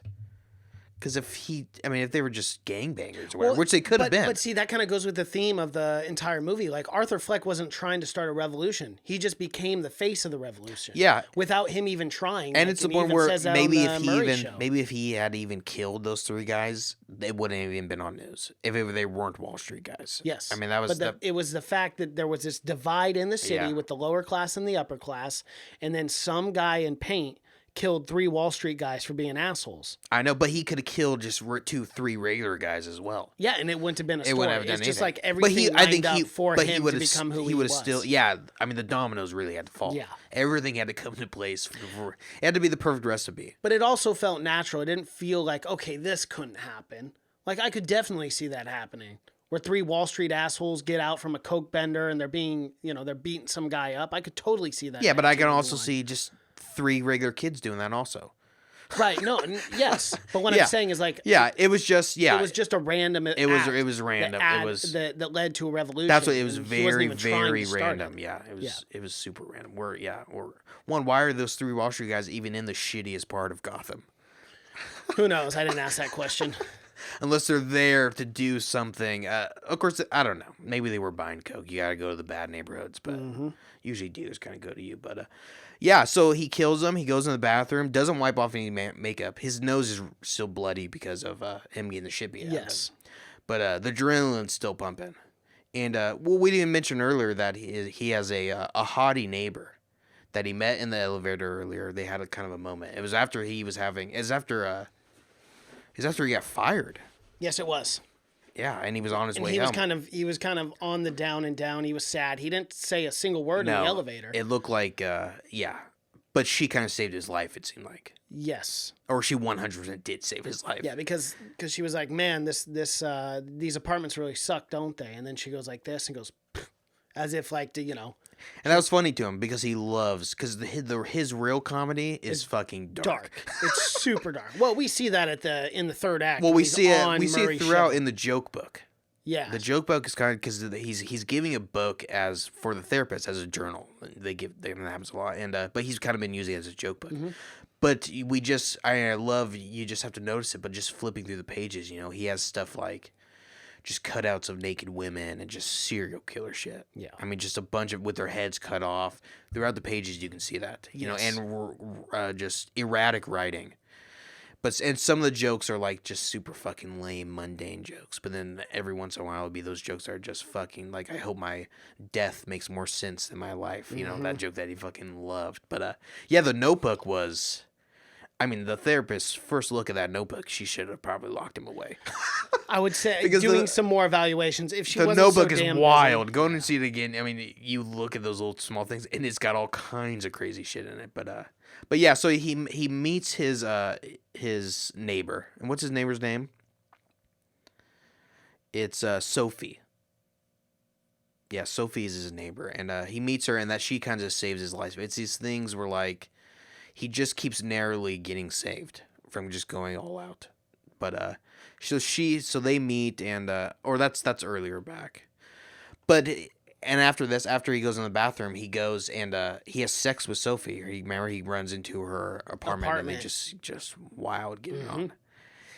And and that was the whole thing. Oh, and earlier he followed her everywhere. We forgot to talk about that. Yes, he and then stalked her for a long time. And she brought it up. She goes, was that you following me?" Yes, and again, I don't want to spoil it because it's the biggest twist in the film. But watching it a second time, every instance with him and her, it just seems so fake. Oh, you didn't honestly. You did not see that the first time. I knew that was all a delusion. Not until she went to like the comic club and everything. It was just going way too good. Yeah, because and even her going and being fine with him stalking her. Yeah, that was where I was like, okay, this has got to be an illusion, because we had already saw the illusion with Murray Franklin. Murray Franklin. Yeah. So I knew immediately that there was no way that this Sophie girl was with him and was cool with him or any of that. Well, she was really with him in the elevator, I believe. But that's it. Yeah. But that's a very small instance where it's like I can be cool with anyone in any elevator that I live in with an apartment where I can be cordial with someone. Oh, absolutely. But it was being built in a way that possibly there was going to be a relationship there. Mm-hmm. So it wasn't like completely out of nowhere. This was just no one. And he was kind of right off the bat. He was obsessed with her. He stalked her, and that's never the right move. No, not right out of the gate. No, please don't do that. Not after you literally. He's never said anything to her. Mm-mm. But yeah, and for her to come back and be like, "Were you stalking me today?" That's Arthur. You're so funny, and stuff like that where she kept saying like, "Arthur, you're so funny." Like no one says that shit. Never. No one, never. No. Not even if they're flirting with you. It's just bizarre. And even later when they go on the date, because they eventually do go on a date, because he goes and he actually does do stand up. He does. And it's horrible. And he bombs. It's bomb. Because he can't stop laughing. It's the bad laugh. And man, that scene was so uncomfortable because it's already hard enough to be a stand-up comedian. And when you bomb, like that light's never brighter and it never burns hotter. No. But then to have a laughing disorder on top of it and to not even be able to tell your jokes. And people don't know that he's got a disorder. So they just think he thinks he's hilarious. Oh, yeah. And he's laughing so hard. Dude, that scene was so uncomfortable for me. It was. Anytime that it's like him choking out the laugh, it just made me feel very, very uncomfortable. But we also see in the background, she's like loving it. Mm-hmm. Like, I mean, yeah, she's smiling. Because eventually he does do a set, and it's not a horrible received. It's not like they're booing him or anything. No, the audience is surprisingly very nice. For this just being an open mic. We're those asshole 28-year-old heckler guys. Or those frat another thing I thought, why is there a guy back there recording open mics? Yeah, like, what this a prick. This is like 2 minutes of like nothing. Like they have those everywhere. There's a guy taking his time out to actually record each and every one. I guess it ends up working out, but yeah, and I like the scene of him in the audience before when he goes to a comedy show, and it's him. And he's not even laughing at the right times. No, he's just kind of getting the mannerisms down because he has none of those connections. He doesn't know how to act among regular people. Yeah, he just doesn't have that. So he has to write down notes of like when to look at the audience and when to like admire the audience. It's very odd. It's very psycho killer shit.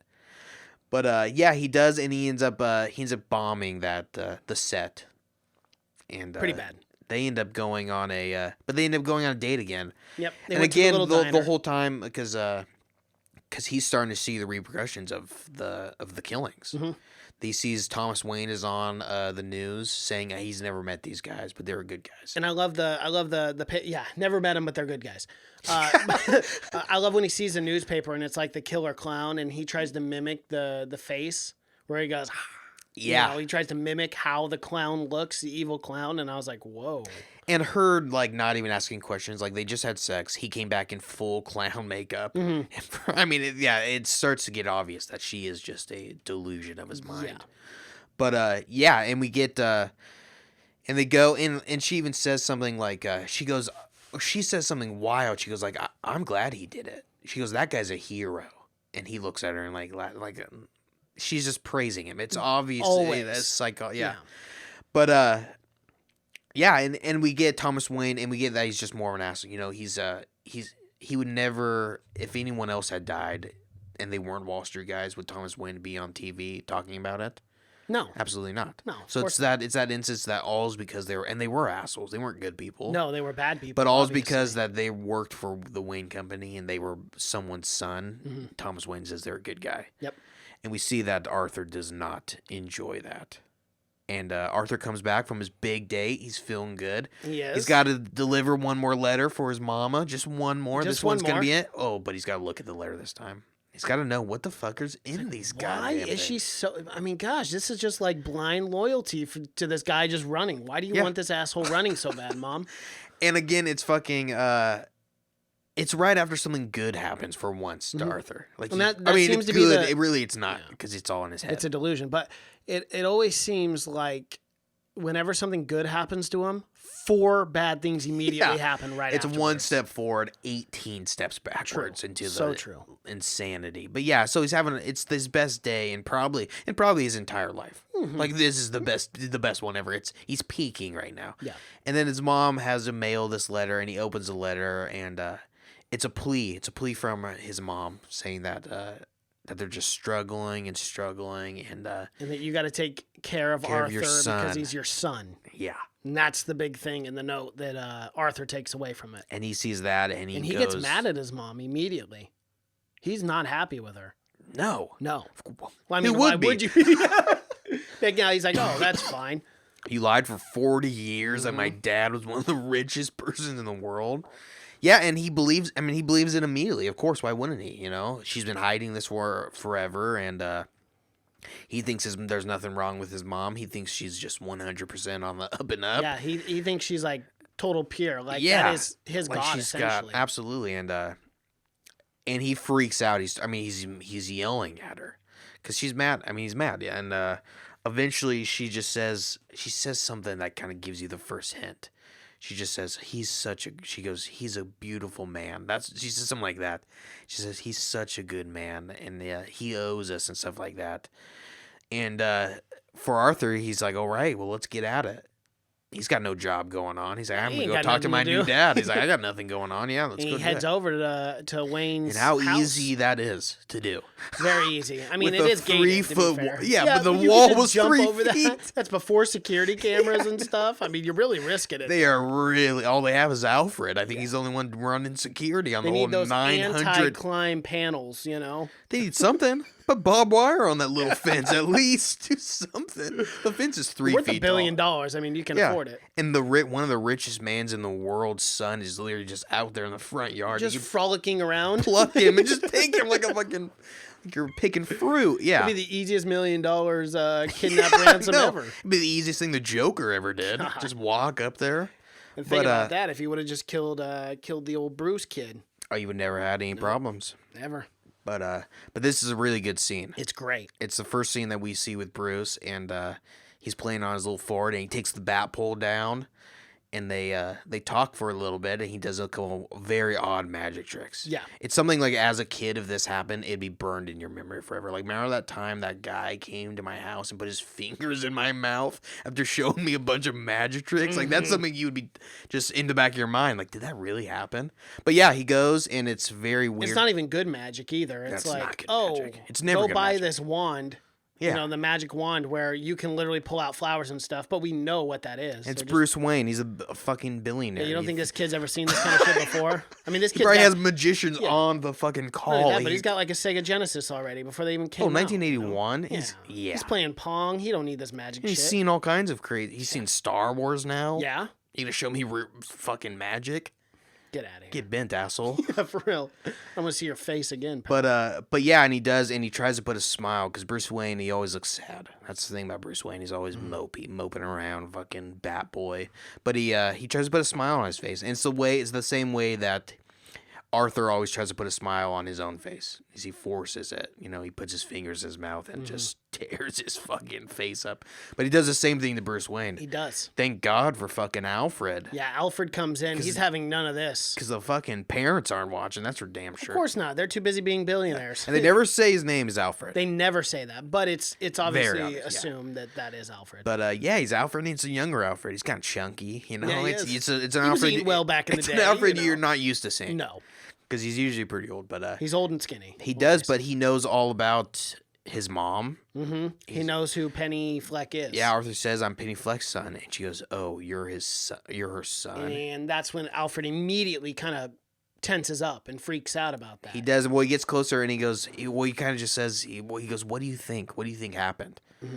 And he says, "I think Thomas Wayne is my son." And immediately I got the sense that Alfred just thought this was wild. That this was just crazy. Because I mean, obviously it is. And he tells because him of that how his mom naive Arthur is, and how he has no idea who his mom really is. No idea. 40 years. Eventually, you think you're gonna find out. But yeah, he tells Arthur that no, it's impossible. Yeah. That he was adopted. Well, and he he tells him also the fact that his mom was crazy as well. Yeah, he doesn't tell him that he's adopted yet. He all he tells him is that his mom was crazy, that it never happened, that she made the entire thing up, and that for him to, and then he says, "Get out of here before you make a fool out of yourself." Yeah. Joker does not like that. He ain't no fool. He's a clown. And he ends up grabbing him. Does chokes him, and then runs off. He runs in that. He does that goofy ass run again. Great run. Yeah, it's a weird run, but no one can ever catch him with that run. I think it's the long strides he's taking. But yeah, he says he pretty much tells him that yeah, you're insane. This never happened. And when Arthur comes back, his mom is in the hospital because she just had a stroke. She had a stroke and she had her head. At this time too, he's being questioned by those two FBI. Well, at the hospital. Yes. Yeah, and they're the ones that caused the damn stroke. They are. They're not that apologetic. No, like, they don't care. I'm sorry about that. We still got to do our job. Your mom's dead. But we gotta. Well, right off the bat, though, do these detectives think something? And these detectives just did great detective work. Oh, one clown murder? I guess there's only one clown agency in the entire... There's got to be these guys. They immediately think it's got... You couldn't have even, been anyone wearing a clown makeup. It had to have been a professional clown. This is clown work. We had to go to the professionals. But yeah, they say they went to his workplace and they told him that he was just fired and that he brought a gun into the children's hospital. Which doesn't look good for him. No, and then he says, no, that was a prop. He lies to the detectives as well. Yeah. Tells them that it was just a prop. And pretty much tells them to fuck off. My mom is dying. Like, and it was your fault too because you stressed her out. And again, he does the cool cigarette flick. He runs right into the window, the glass. That was actually a funny moment. It was hilarious. Like, exit only. It's exit only. He's just at that point he was too prideful. He wasn't moving. He was just waiting. He's waiting that for thing someone opened. to exit. Yep. You got to take a stand at that point. You have to. You're gonna look like a chum otherwise. But yeah, and that's it's like the thing. Have you ever pulled instead of pushed at a door? Yes. And you'll just stand there trying to force the door open. I'm like, I refuse. This door will open. But yeah, and the police eventually they can't question him at all. He goes up and he goes up to his mom, takes care of his mom, and he sees on TV Murray Franklin's playing his stand-up clip. Yep. And again, his girlfriend Sophie's there because she's the best. Yeah. Oh, she's awesome. Always there. You know what? She's a single mom, but she's always got time to go on dates. Yeah. And go to hospitals. Who's watching this kid? I mean, the babysitter is racking in the cash. Oh yeah. Let me tell you. No. But yeah, and she goes and it's Murray just making fun of him, because he thinks he's just laughing at his own jokes. He calls him a joker, and that burns into fucking Arthur Fleck's Sears mind. into his brain. Joking, he loves that. And he's very upset about this. Very. Well, yeah, because I mean, Murray Franklin was really like the only father figure Arthur Fleck had. Oh yeah, he was the only male figure in his life that had any influence on him whatsoever. And now that he's publicly shaming him, that really took a turn for the worse for Arthur. Yes, it's like your dad fucking publicly shaming you, telling you. It's like, because his entire life, you know, he's had this vision of being on this show, and now it's just the one chance he fucking gets, it's shot down. Mm-hmm. Brutal hits this guy's taken. But yeah, and eventually Arthur goes to a public event. They're showing a movie. They're showing Charlie Chaplin's 1936 film. What was that called? God, it's like one of the most famous films in the world. Oh my God. I don't know. It's not like, it's like Life in the Day or something. I don't know. But it's the one where he's a worker and he becomes like the machinery and he gets sucked in the machinery and whatnot. I've seen it multiple times in history class. But yeah, he goes and he confronts Thomas Wayne, and Thomas Wayne tells him that it's all bullshit. That he's like, I've never had sex with your mom. You're not my goddamn kid. Arthur's damn near crying if he could at this point, saying, why would you lie to me? Why would you lie to me? He starts to cry, and then obviously the condition comes up where he starts laughing. And then he's like kind of choking and like trying not to laugh. Thomas Wayne obviously has no idea what's going on. He assumes he's laughing at him. He does, and like, at this point, Arthur breaks funny? down. He starts yelling. He's like, "Why is everyone just so shitty?" And he starts saying, "Why?" And even you. He's like, "Why are you so?" And he says, "Your mom was just crazy. She was absolutely delusional." And he tells her the big break that you're adopted. Your mom adopted you, and she abused you, and that she was eventually locked up in Arkham. Yeah, because of it. And it ends with Thomas Wayne, of course, just punching fucking, again, another father figure that he thought he was his dad, rejecting him. Yes. The rejection at this point is getting bad. It's getting really bad. I mean, he has no male figures in his life. At this point he has no models or anything. His mom has also lied to him his entire life. Yeah, he's not even a fan of his mom right now. Yeah, so he has no one. All he has is his gal. She's always there. Sophie's great. She is a great lady. She's always there for you, taking care of you, taking care of your mama, doing what needs to be done. Yep. And at this point, Arthur goes full taxi driver, he just like stops driving the taxi. He's in his room a lot.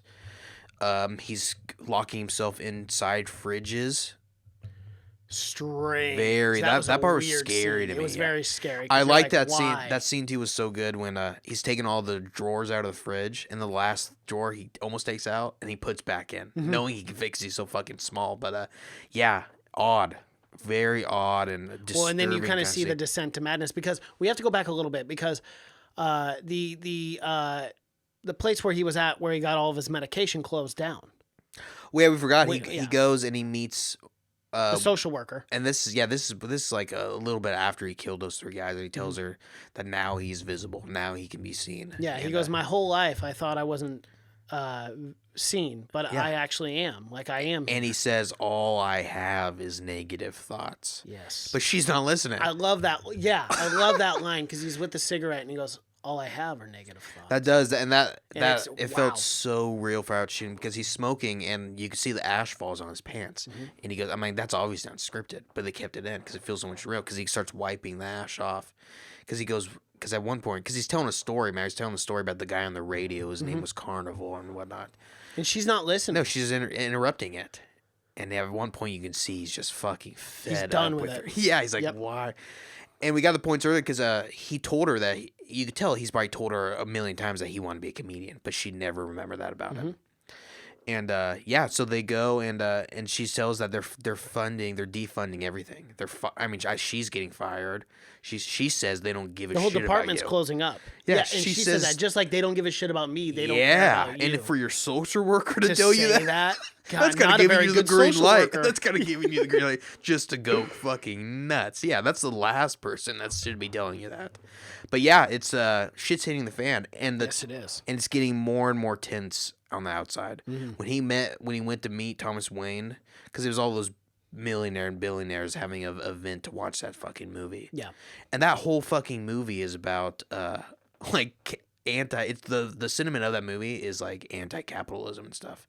That was the ironic part of all these millionaires going and laughing at it and whatnot. Why people outside are starving and rioting and whatnot. Yes. Well, yeah, because that's how Arthur Fleck gets in to talk to Wayne. Was there were protests outside, and he snuck through. And we get that that's just part of the Joker. He always capitalizes on chaos. Yes. It was so easy for him to go and get a suit, a bellhop suit, or whatever the shit that was, and get it. It was so simple for him. But yeah, we get that it's getting worse and worse out there. And but yeah, so he goes no more medication, completely off the meds. Yeah, which is a good thing. and then obviously he goes to Arkham State Hospital to find more information about his mom. Yeah, and he doesn't get the information. Well, at first they can't give it to him. Yeah, and then he confesses to the guy at the thing that he killed 3 people. Well, he doesn't say that. He says I got mad. I took it out on some guys. Yeah. He said I did a really bad. He's like, and he goes, I thought I was gonna feel bad about it, but I kind of don't. But he said 3 people specifically, and I think the guy, the social worker there, the over the counter guy, was kind of putting that together in his head, because he was kind of like, hold on, this is your mother. I think maybe kind of. I don't think he was connecting him with the murders. You don't think so? No. He would have done. I think he would have done something, because at that point he goes, because that's like almost the start of the conversation, and he goes, he's like, yeah, man, if you need help, because he tells him, he's like, there's places here that can help you, and then they just keep talking like it's a normal thing. If he thought this guy had murdered 3 people, I think he'd been a little more hesitant. Yeah, but I don't think that guy felt like he had the power, because he goes, look, man, I'm just a guy who goes through paperwork. Yeah, I mean, he could have told a cop or something. Yeah, I guess so. They have security. But in the moment, I mean, because he was acting for someone to go, and then he runs for away. Him to, yeah, if he had thought that he just confessed 3 murders to him, I would have at least been acting a little shaky about it. Right, but it wasn't a direct confession, but it was enough to perk your ears up, kind of thing. Yeah, well, he knew something was wrong with. Well, because it was this random guy confessing that he just did something horrible. He was just saying, he's like, I took it out on some guys, and he's like, I thought I was gonna feel bad about it, and he was just fucking weirded out by it. Yes. And that maybe gave him, I mean, he maybe would have gave him the fucking folder had he not said some shit like that. Exactly. That's kind of what I was thinking. I think that's why he held on to that file. Yeah, because it's a 30-year file. It's 1981. Everyone, I mean, they're just hand files out left and right, probably. Oh, probably, yeah. But yeah, he eventually has to steal the file of his mom. And this is maybe the most shocking scene of the entire film. It was very scary to me, that scene of her, that flashback we get of her talking about him, the mom, and how they're like, because we finally find out that he was actually adopted. She adopted him. There was paperwork and everything, and she just let one of her abusive boyfriends that also abused her, let him abuse the boy also. He was severely found, abuse him. The police found him chained up to a radiator.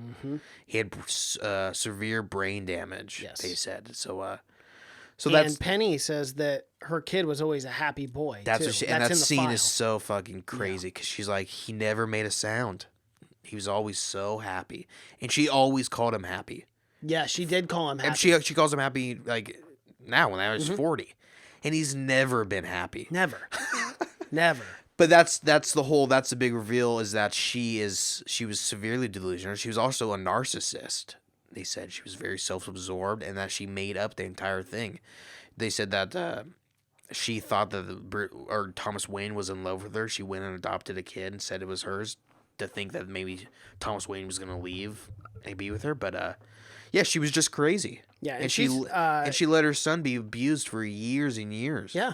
And she's played by Frances Conroy, and she is great in American Horror Story. Yeah. She was in The Aviator. Like, she's in a ton of stuff, but she's a great actress. Such a small role.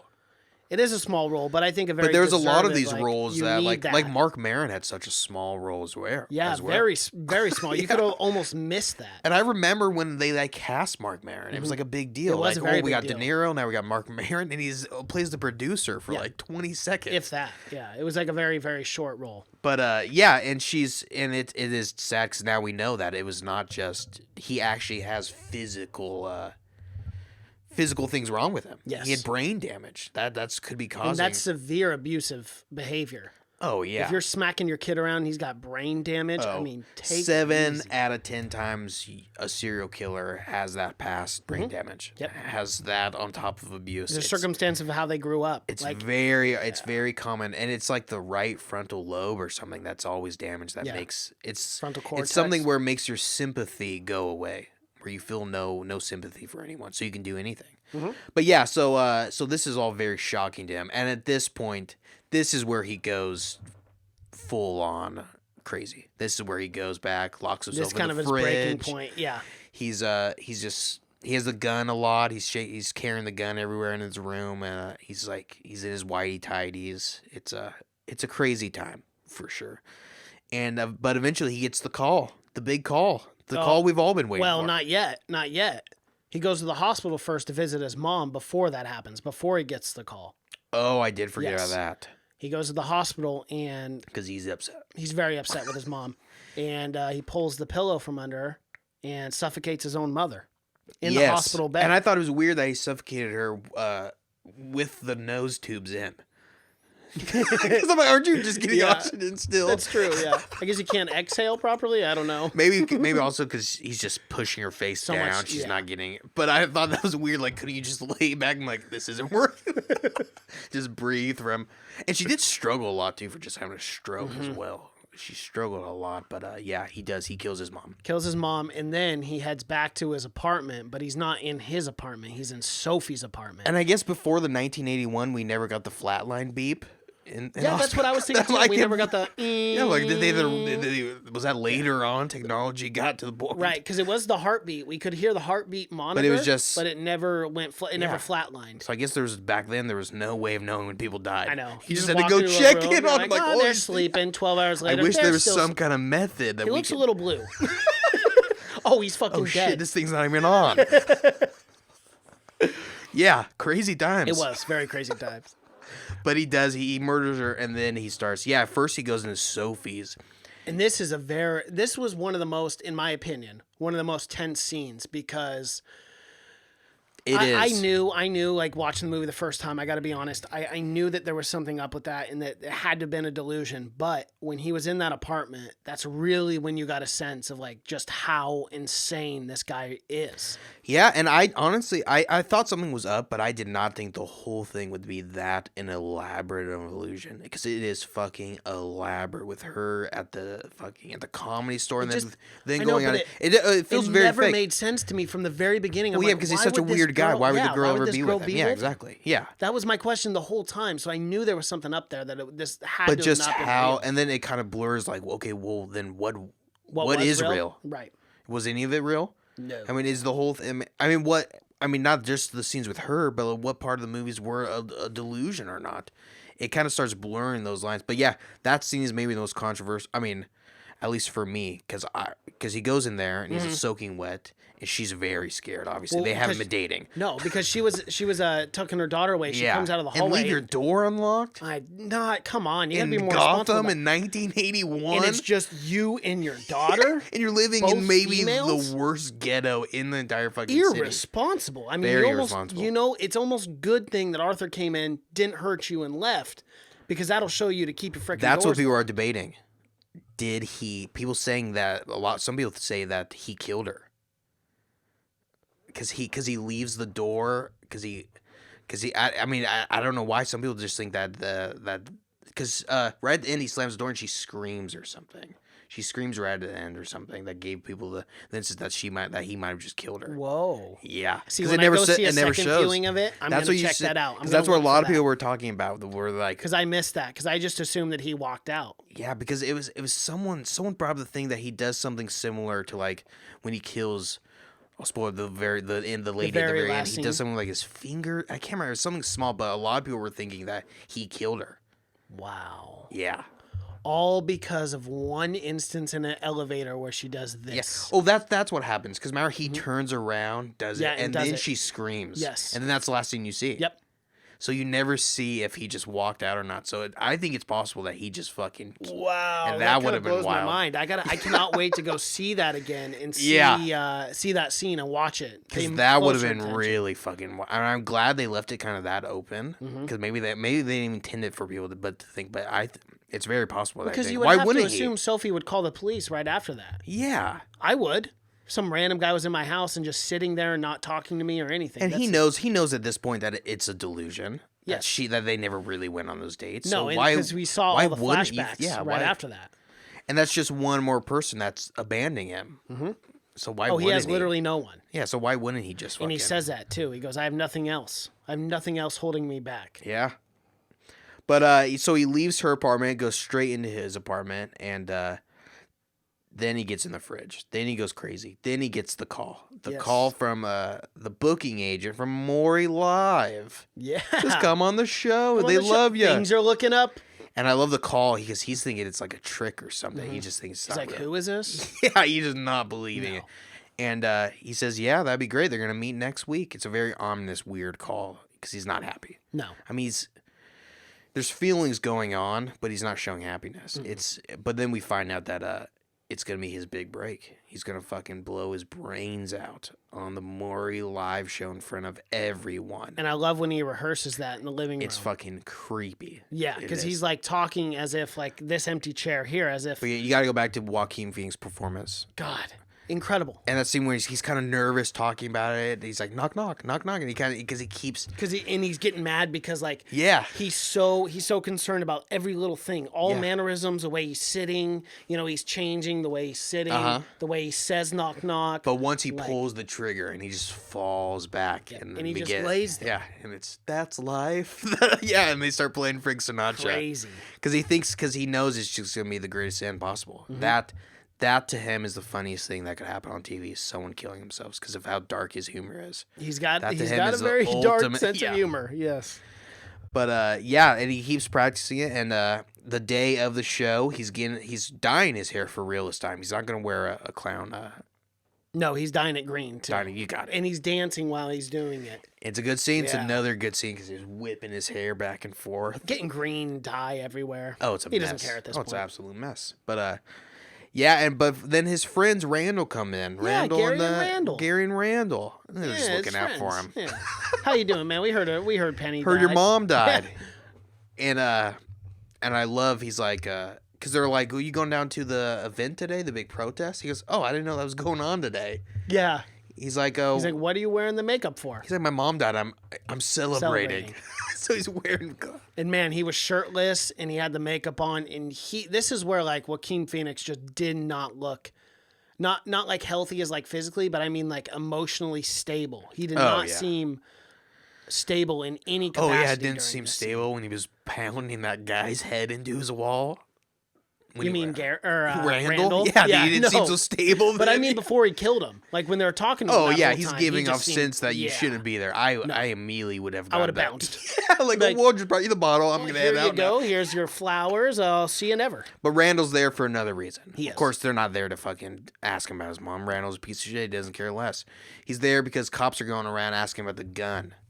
Yes. They know that there was a 38 involved. They know Randall had a 38, and so he's worried about it because he doesn't want the murder pinned on him. Yeah, no. And it's so funny because Randall's talking about, he's like, I just care about you. And it's so, because that's something I saw the same movie. Joaquin's like, oh yeah, you just care about me? He's like, oh, you care a lot? He's just slow, and then he just fucking pounces on him. Yeah, he just stabs him with the scissors. Yep, right in his head. Gary's not taking this well. He's kind of skittled. Great over acting the by quarter. Great acting by Gary. It was. He does. This is how I think someone would react. They're crying. They're freaking out. They're not really sure how to process this. But Joker or Arthur Fleck, he lets him go. He says, Gary, y'all been good to me. Give me a little kiss. He says, you skedaddle. Yeah, but we got to talk about that scene because Randall's dead and Gary's like, why would you do that? He's like freaking out, and then he's like, tells him, and he pretends to lunge at him like he's gonna kill him. He's like, "Oh, I'm just kidding." Well, first he goes, "Have you heard of the Murray Franklin show?" He's like, "I'm gonna be on it," and then he just stares at him for a little bit, and he goes, "Oh, you can go, Gary." And then Gary goes, and he just scare him, just to be funny, Again, dark humor. That's hilarious. Very dark humor. But the fucking the chain on the door is latched, and Gary's a little person he can't reach. Oh, so he's got to ask for the guy. They just saw him murder someone for help. He was like, and Arthur knows this is funny. He does. He laughs and he goes, "I'm sorry, Gary," because he knows this is just fucking hilarious. And he does. He opens the door, and he opens it a little bit. Mary shuts the door again. Yes. And then he goes, and then he gives him a kiss on the head, and he goes, all right, skedaddle. And Gary gets out of there. Yeah, he does. He lives. And he goes, the reason why is because he tells Gary that he was the only nice person to him. Yeah. He's the only one who treated him nice. Yeah. If only Gary could have been a father figure to old Arthur. I know. Things would have been so much different. But everyone was shitty to Gary, too, because he's a fucking dwarf, so much shit on him. But, yeah, so he gets all painted up. He's got to redo his paint after this, obviously. Yes. He's got some blood splat. He's got a little bit of blood splat. But he gets repainted up, and he's looking fucking phenomenal. This is the big thing, is it's like two different people are taking on this role. One is Arthur Fleck, and one is Joker. So once he's the Joker, there's no laugh or anything. He's smooth as fucking ice, man. He's just doing his thing. He's dancing. And that's when we see the descent from the stairwell. And that's where we get the sense that it's just so much easier now. These stairs were just always a job. It was just always work for him to be that good person. And now he's dancing on them. And now that he's the Joker, it's just things are coming so much easier. Yeah, and he's dancing to old Gary Glitter. Yeah, he is. And it is. It's a great.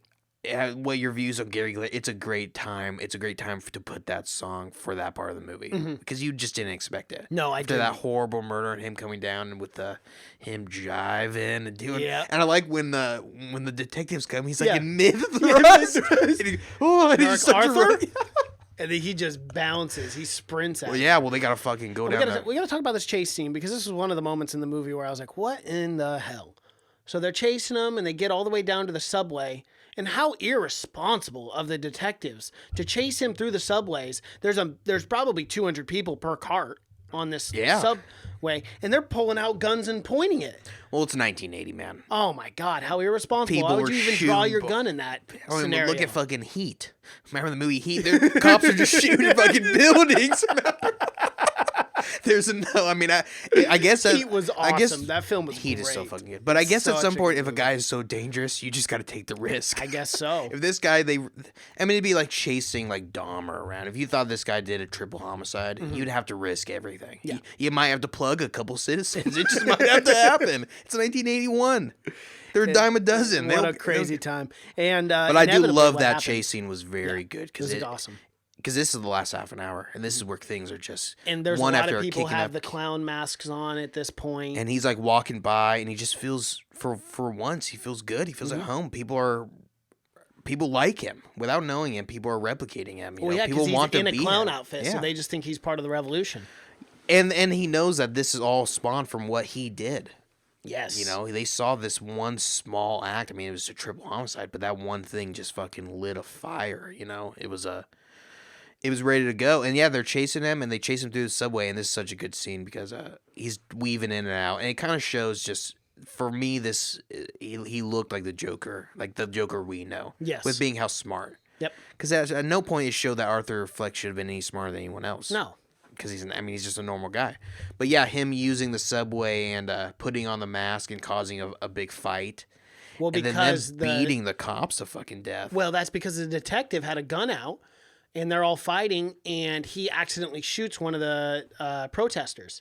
Yeah, because he's in the middle of a fucking brawl, and he's... Yeah, and again, it could happen, though. It just happens, unfortunately. If you're irresponsible enough to draw your gun in a subway like that, you could very well accidentally shoot someone.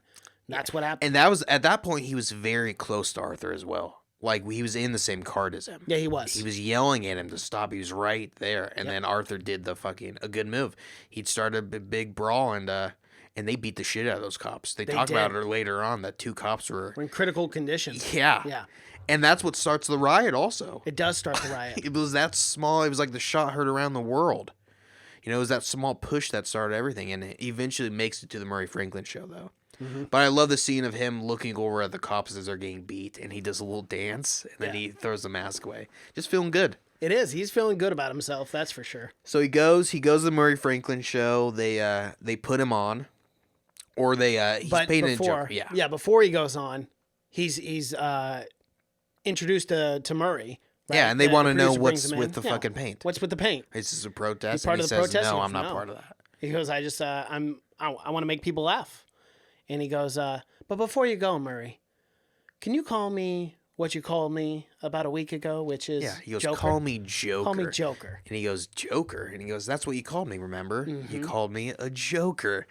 And it's, and Moore's like, yeah, fine, I'm fine with it. I don't care. I mean, anything for my It was ratings. really personal for Arthur, but he was like, yeah, Just I don't another give a day fuck. on the job. He's like, I don't care. But again, it showed that Murray was just there to get laughs, just there to sell his product. Because remember, he shows the video again, and he's just shitting on Arthur.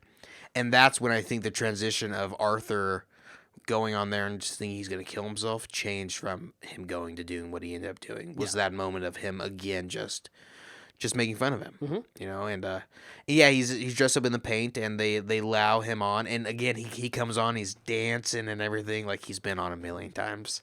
Gotta say, pretty good for a guy who used to be nervous. Kisses Dr. Ruth or whatever her name is. That was a long kiss too. That was a good kiss. It was a good kiss. That was a really good kiss. I wonder if he asked for consent before that kiss. On well, stage. that's an Easter egg from I think from the Killing Joke, or maybe it's Dark Knight Returns. The Joker is invited on in the comic book to a talk show because they think he's been they think he's ready for society, and he goes out, and they have the same lady, that old lady that talks about sex, and he gives her a big long kiss before he kills everyone. But yeah, that was an Easter egg for sure. But yeah, he gives her a big long kiss, and they and this is probably the best dialogue between at least these two characters. Absolutely. The verbal spat that they get into. Yeah, it was just fun seeing Robert De Niro and Joaquin Phoenix go back they're and both forth. just fantastic actors. They so are, and they're just going at good. it. And I love how at times Joaquin would mock Murray. He'd and say, he goes Murray, and he says, oh Murray, and he just says what we've been shown for the last 2 hours. Mm-hmm. He says, if I was down there on the subway, you'd walk over me. He said you wouldn't even give me the time of day if I was lying in front of you. Yep. And Murray, of course, Murray thinks he's right. Murray thinks, oh, this is just mental illness, whatnot, and you're just complaining. Yeah, that's basically what he's saying. He's and like, and you Arthur have it just so openly bad. admits to killing 3 people on TV at this point. And then that's how it goes. And Robert De Niro goes, oh, you killed those 3 people? You're happy about that? And basically Joker says, I don't give a shit. He's like, I don't care. He's like, I wasn't starting anything. He's like, I killed those 3 people because they were horrible people. Yes. He said, because they deserved to die. And he says, because they couldn't carry a tune. Because he thought that would be a light, funny. Yeah. I like the fucking, the knock-knock joke he tells before this, though. Remember, he's setting up the joke for a really long time. And he goes, knock, knock. And he goes, who is it? He goes, and the joke is, it's fucking dark. He goes, it's the police. Your son was killed by a drunk driver. And he starts cracking up. And everyone was like, oh, and then the doctor was like, you can't say that. And then he goes, well, it's been a tough week, Murray. It's such a fucking dark joke, though. It's super knock, knock. It's the police. Your son was struck by a drunk driver, and he dies after it. He thought it was awesome. Yeah, it's been a tough week, Murray. It was like an awkward laugh, too, in my theater when that joke happened. Because like 2 other people laughed. Like, people were not, I don't think they were comfortable, but it was like an uncomfortable laugh because it was like, it was funny just about how just crazy. Well, it was the first joke he told of his comedy. That was actually him. Because whenever the Joker's trying to be funny, he's terribly unfunny. Right. Just horrible. But once he's just really him, he's telling those dark, like he was just doing stand up in the wrong time. He came out today. I think he would have been a fucking hit. He would have been great. You can be dark these days. Yeah, you can. And actually, yeah, he can be dark. I mean, that's allowed nowadays. But yeah, not eventually, in 81, it wasn't. You remember Eddie Murphy's Raw was such a big deal. Well, and right before this, Murray says, "Remember, we keep a clean show. No F words, no anything." Which reminded me a lot of the Ed Sullivan Show. Like when the doors were trying to go on, they couldn't even say "light my fire." He was a combination of and the Beatles couldn't come on because it would cause a fucking riots. They couldn't sing "I Could Hold Your Hand" or anything. But yeah, Murray was definitely a combination of like Ed Sullivan and Johnny Carson and stuff like that. Totally. But and eventually the argument reaches a climax. And to say the least, Murray is no longer with us. He pulls a gun out, blows Murray away. And it's such a good scene, though, because Murray stands up and he starts doing and he's not sure what to do. Yeah. He's not really sure what to do. And and then he puts 2 more rounds. He shoots Murray a couple of times, and Murray just throws the gun down. And you don't care at this point. And he goes up to the camera, And I can't remember what he says, but it's something. It was something funny because he says I think he says, "Don't forget to smile," or something. Yeah, something along those lines. But they cut him off right at the very end of it, and and then we get all the TV screens of them talking about the murder. It just happened. Yeah. Murray Franklin was murdered today live on TV. That kind of thing. Yeah, and it's of course every fucking news station's covering it. Yes. They talk about how he was murdered by Arthur Fleck, a guest. And then we get the scene of Arthur riding in the cop car, and which, do you think this was a nod to The Dark Knight? It had to have been. Yeah, 100%. Right? Yeah. That's what I thought too. Cause I think so. When and I saw it, I was like, man, that's very. Which I'm okay with. Don't get me wrong. Yeah, absolutely. I like it. You I gotta like the nod. yeah. But I thought that had to have been a nod to that. I think it was a nod. Too It was a close. nod to Heath. To Heath Ledger's Joker for sure. Yeah, the nod of him just sitting on the cop car as he sees all the chaos he caused. Yep. But yeah, he's driving down, and then his cop car though gets just fucking demolished. Some rider hijacked the ambulance and I man, this scene is so good. I mean, it's amazing. But I was surprised when they came out because at first I thought maybe it was just an accident, like it was just chaotic. Because remember the drivers turned around talking to the Joker, man, because he's telling them to shut up.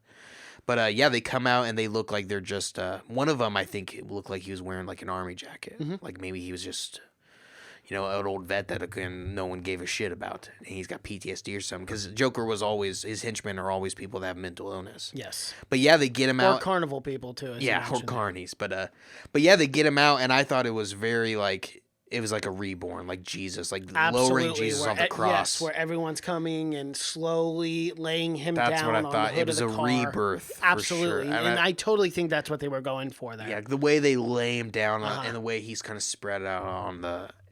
And how they all just fucking circle him and start cheering. It's such an awesome scene. And he slowly, I love the spit of blood that he coughs up first. Because to be honest, they could have killed him. Oh, they could have, yeah. I know he wasn't wearing a seat, and everyone else in the car was dead. Yeah. I don't think he was wearing a seatbelt.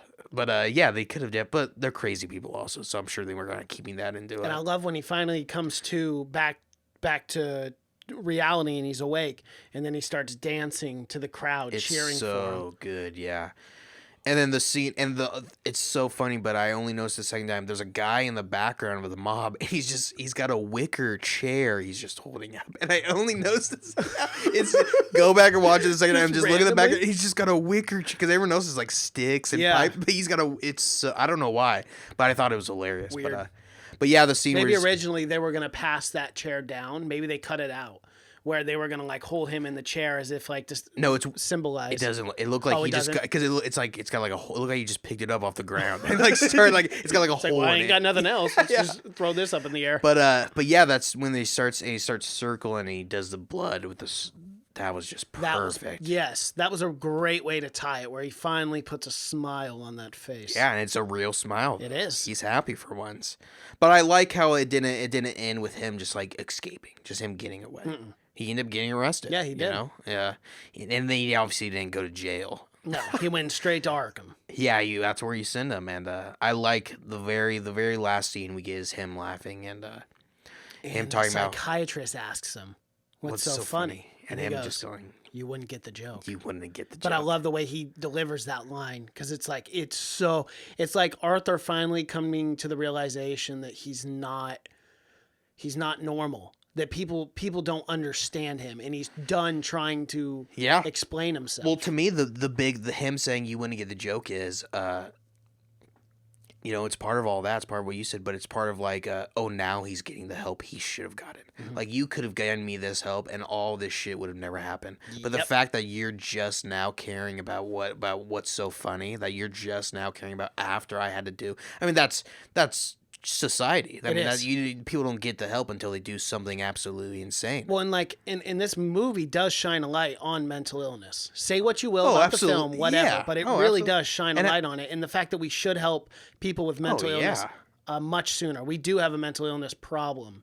Oh yeah. I'm not saying like 50% of the population. I'm not saying any of that, but we got to do a better Well, it's a mental job. illness stigma where we tell people that they have to hide it. I mean, that was the whole thing. His big joke was the craziest thing about being mentally insane is people make you act like you're not.